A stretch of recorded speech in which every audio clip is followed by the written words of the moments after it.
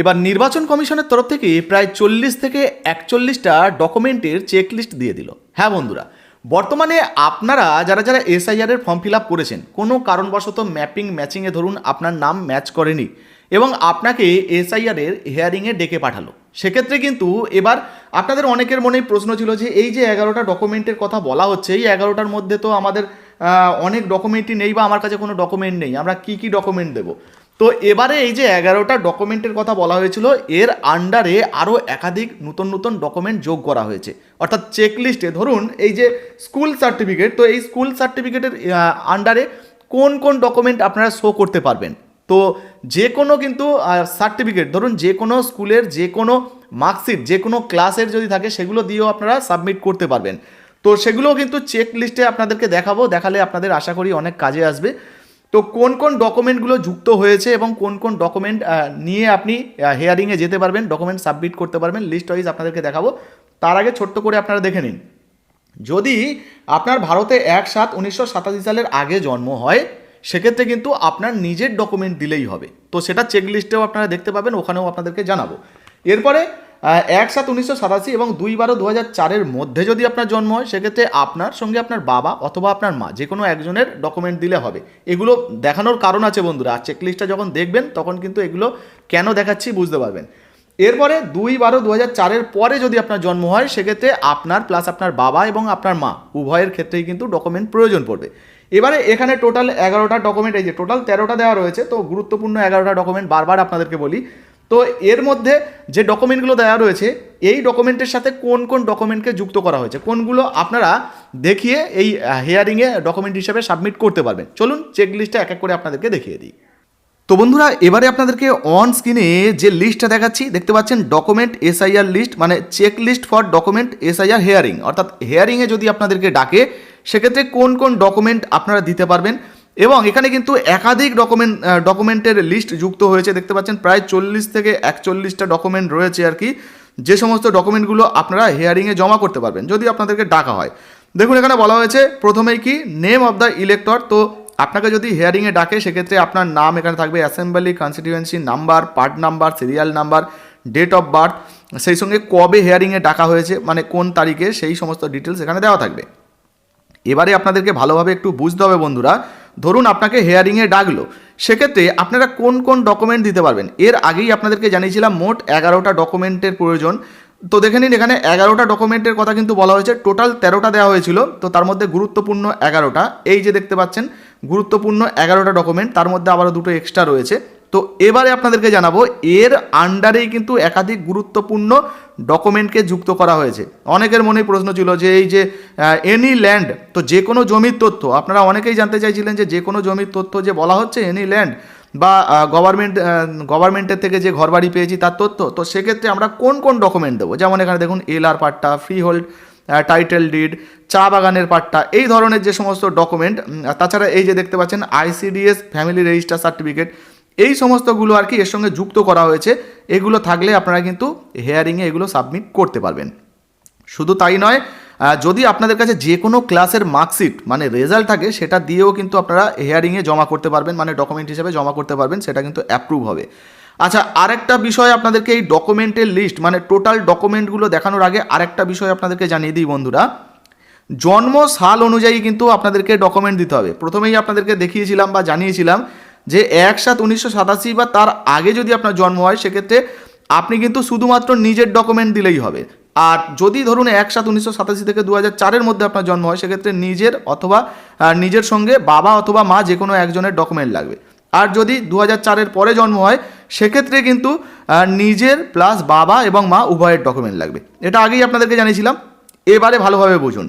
যদি ধরুন আপনার জন্ম হিসাবে বা জন্ম সাল অনুযায়ী আপনার নিজের ডকুমেন্ট হয় সেক্ষেত্রে কী করবেন, ধরুন এই ডকুমেন্টটা আপনার ধরুন এই ডকুমেন্টটা আছে, তো এই যে চেক বক্স রয়েছে চেক বক্সে এরকম টিক করবেন, মানে একটা ক্লিক করে দেবেন, রাইট চিহ্ন করে দেবেন, আর এর সোজাসুজি এই যে ফাঁকা বক্স রয়েছে এখানে আপনি সেলফে টিক করে দেবেন। যদি আপনার ক্ষেত্রে ধরুন আপনার 1/7/1987 আগে জন্ম, শুধু নিজের ডকুমেন্টের প্রয়োজন হয় তাহলে সেলফে টিক করে দেবেন। বোঝা গেল? এবারে ধরুন আপনার সার্টিফিকেট প্লাস আপনার বাবারও সার্টিফিকেট লাগবে। এবার ধরুন এই সার্টিফিকেটটা আপনার দিলেন, এখানে সেলফে তো আপনি ঠিক করলেন। এবার ধরুন আপনার বাবার সার্টিফিকেট দেবেন, আপনার বাবার ধরুন পাসপোর্ট আছে, তো এখানে পাসপোর্টে ঠিক করলেন। আর এই যে দেখতে পাচ্ছেন ফাদার, তো এই ফাদারের সোজাসুজি পাসপোর্টের যে ঘরটা রয়েছে সেখানে আপনি ঠিক করে দেবেন। বুঝতে পারলেন? এবার ধরুন আপনার মায়েরও ডকুমেন্ট লাগবে। এবার ধরুন আপনার মায়ের স্কুল লিভিং সার্টিফিকেট আছে, তো সেক্ষেত্রে এই স্কুল লিভিং সার্টিফিকেট একটা টিক করলেন, পাশাপাশি এই সোজা চলে যাবেন, এবার এই যে মায়ের ঘর রয়েছে এখানে টিক করে দেবেন। বোঝা গেল? এইভাবে কিন্তু আপনাকে টিক করতে হবে। মনে রাখবেন যে শুধুমাত্র আমি এখানে এখানে এখানে টিক করে দিলাম আর এখানে যে কোনো ডকুমেন্টের জায়গায় আমি টিক করে দিলাম, মানে এবার আপনি মনে মনে ভাবছেন এটা আমার দিয়েছি, এটা বাবার দিয়েছি, এটা মায়ের দিয়েছি, তেমনটা কিন্তু নয়। এটা যদি আপনি আপনার মায়ের দেন তাহলে এই সোজাসুজি আপনার মায়ের ঘরে এখানে কিন্তু আপনাকে ঠিক করতে হবে। বোঝা গেল? আশা করি বিষয়টা আপনারা পরিষ্কারভাবে বুঝতে পেরেছেন। এবার চলুন এক এক করে ডকুমেন্টগুলো আপনাদেরকে দেখিয়ে দিই। প্রায় 40 থেকে 41টা ডকুমেন্ট রয়েছে, একটু ধৈর্য ধরে আপনারা একটু দেখে নিন। তো যেমন প্রথমেই কি বলা হয়েছে, 1 নম্বরে any identity card, pension payment order card, মানে রাজ্য বা কেন্দ্রীয় সরকারি যদি আপনি কর্মচারী হন বা কোনো আন্ডারটেকিংয়ে আপনি চাকরি করেন এবং আপনি পেনশন পান, এই ধরনের যদি আপনি আপনার যদি এই ধরনের কার্ড থাকে সেটা কিন্তু হবে। তার মধ্যে যে দেখুন ডকুমেন্ট ডিটেলস দেওয়া হয়েছে, এবারে এই জায়গাটা আপনারা ফলো করবেন। তো প্রথমেই কি বলা হয়েছে, গভর্নমেন্ট আইডেন্টিটি কার্ড। তো রাজ্য বা কেন্দ্রীয় সরকারের ধরুন আপনি চাকরি করেন, এই ধরনের কোনো গভর্নমেন্ট আইডেন্টিটি কার্ড আছে আপনি দিতে পারবেন। পেনশন পেমেন্ট অর্ডার কার্ড যদি আপনার থাকে সেটাও দিতে পারবেন। এবারে 1/7/1987 আগে যদি আপনার জন্ম হয়, দেখুন এর মধ্যে কিন্তু অনেকগুলো ডকুমেন্ট যুক্ত করা হয়েছে। যেমন trade licence by local body, যদি আপনার ট্রেড লাইসেন্স থাকে সেক্ষেত্রে আপনি দিতে পারবেন। এলআইসি পলিসি ডকুমেন্ট, অর্থাৎ আপনার যদি এলআইসি করা থাকে সেই রকম ডকুমেন্ট যদি 1/7/1987 আগে হয় বা করা থাকে সেগুলো দিতে পারবেন। পোস্টাল লাইফ ইন্স্যুরেন্স অর্থাৎ পিএলআই সার্টিফিকেট থাকলে হবে। পোস্ট অফিসের যদি পাসবুক থেকে থাকে ওই সময়ের সেটাও কিন্তু চলবে।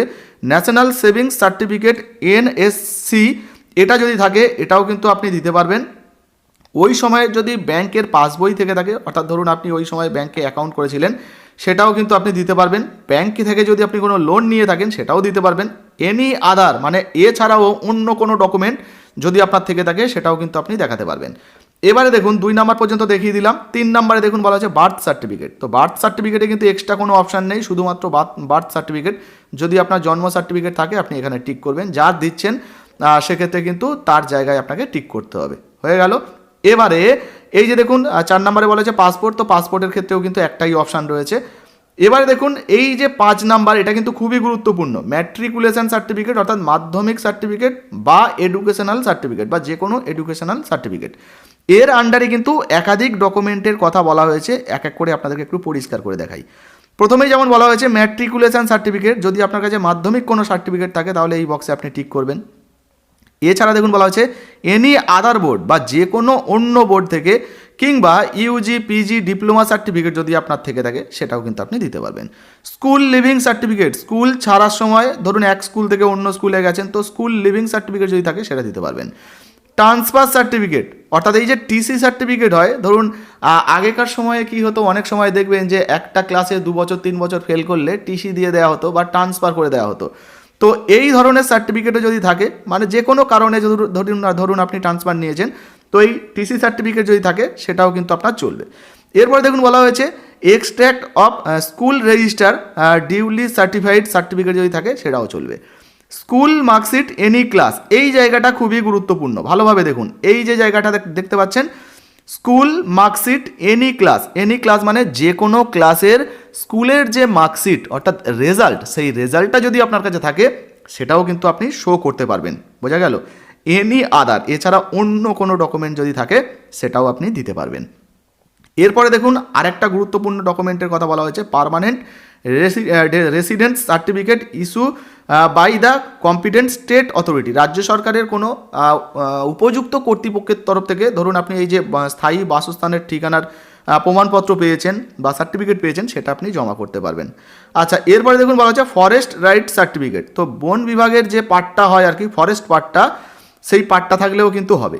এরপর নিচের দিকে চলে আসি, এখানে দেখুন আবারও কিন্তু ক্যাটাগরি সেকশন রয়েছে। তো ক্যাটাগরিতে কি বলা হয়েছে 8 নম্বরে ওবিসি, এই যে দেখুন বলা হয়েছে OBC SC ST any caste certificate issue by the competent authority, অর্থাৎ যে কোনো উপযুক্ত দপ্তর থেকে আপনি কাস্ট সার্টিফিকেট পেয়েছেন, দেখুন এই যে কাস্ট সার্টিফিকেট বা ট্রাইবাল সার্টিফিকেট যদি আপনি পেয়ে থাকেন সেগুলোও দিতে পারবেন।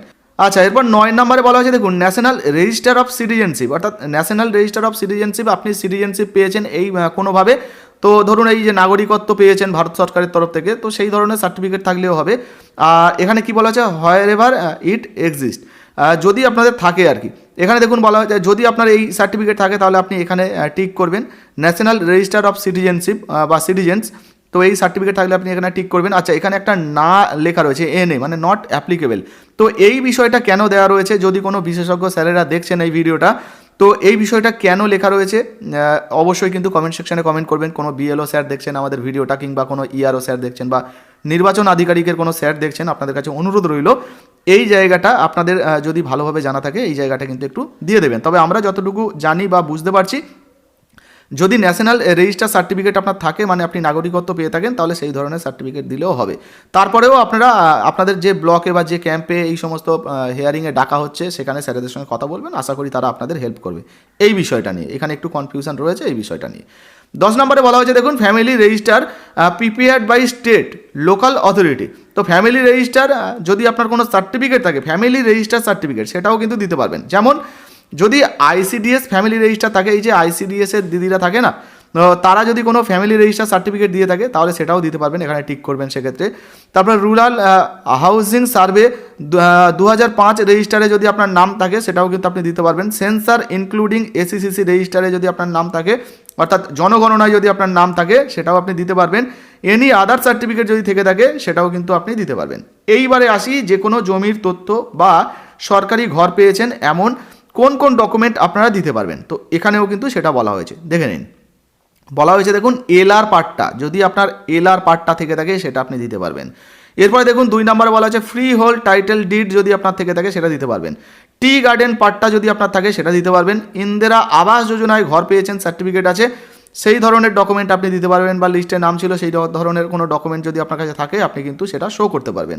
প্রধানমন্ত্রী আবাস যোজনায় যদি আপনার নাম থাকে সেটাও দিতে পারবেন। বাংলার বাড়ি প্রকল্পের যদি আপনার যদি নাম থাকে, আপনি ঘর পেয়ে থাকেন সেটাও দিতে পারবেন।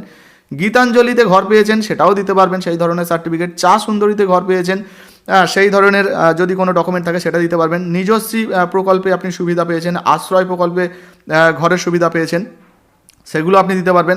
হাউজিং ফর মাইনরিটি ওমেন যাদের রয়েছে, যারা ঘর পেয়েছেন এই আন্ডারে, তারাও দিতে পারবেন। এনি আদার অন্য কোনো ডকুমেন্ট থাকলে সেগুলোও কিন্তু আপনারা দিতে পারবেন।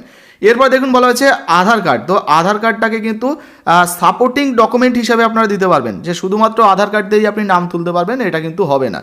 আর আরেকটা বিষয় আপনাদেরকে জানিয়ে দিই বন্ধুরা, 2002 সালের ভোটার লিস্টে যাদের যাদের নাম রয়েছে তারা কিন্তু শুধুমাত্র 2002 সালের যে ভোটার লিস্ট রয়েছে সেগুলো দেখিয়েই ভেরিফিকেশান করতে পারবেন। কোনোভাবে ধরুন আপনার ডাক পড়লো আর 2002 সালের ভোটার লিস্টে আপনার নাম আছে কিন্তু ম্যাপিংয়ে কোনোভাবে গন্ডগোল হচ্ছে, সেক্ষেত্রে কিন্তু আপনি 2002 সালের ওই ভোটার লিস্টটা দেখালে ওটাও কিন্তু ডকুমেন্ট হিসাবে কাজ করবে।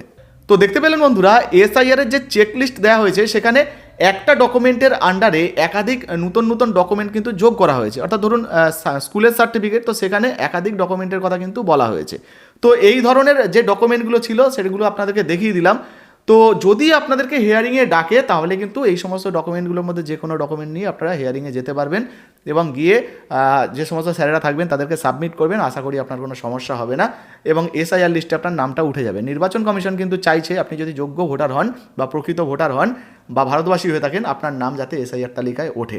তো অবশ্যই কিন্তু আপনার নিজস্ব মন্তব্য মতামত লিখে জানাবেন। কোনো প্রশ্ন জিজ্ঞাসাবাদ থাকলে তাড়াতাড়ি কমেন্ট করুন। ভিডিও ভালো লাগলে লাইক দিয়ে শেয়ার করে দেবেন। ফেসবুক থেকে দেখলে ফলো করতে ভুলবেন না। ধন্যবাদ।